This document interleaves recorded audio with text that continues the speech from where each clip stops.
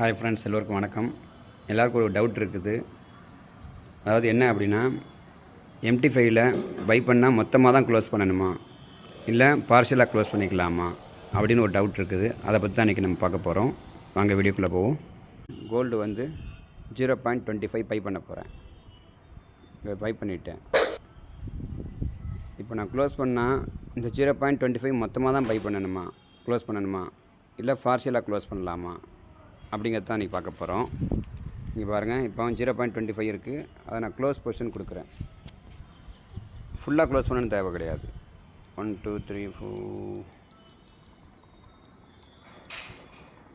ஒரு 5 மட்டும் இப்போ க்ளோஸ் பண்ணுறேன். இப்போ என்கிட்ட 20 ரன்னிங்கில் இருக்குது. இந்த 20ல் வந்து இன்னொரு 5 க்ளோஸ் பண்ண நினைக்கிறேன்னா க்ளோஸ் பண்ணிக்கலாம்.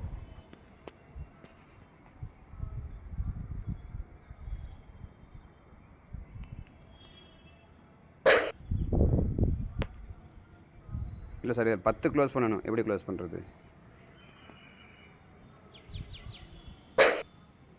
வச்சிருக்கிற 5 க்ளோஸ் பண்ணிக்கலாமா?